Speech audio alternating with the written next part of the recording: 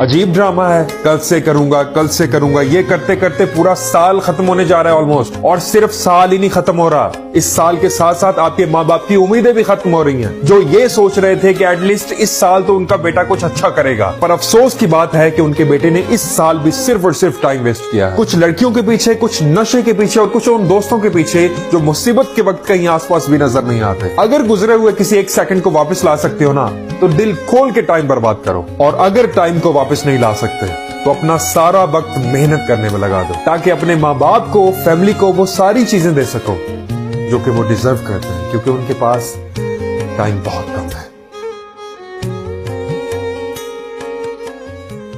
हमारे साथ काम करोगे तो नाम होगा तुम्हारा, इनाम मिलेंगे, रुपए पैसा मिलेगा, इज्जत होगी तुम्हारी और लोग डरेंगे तुमसे।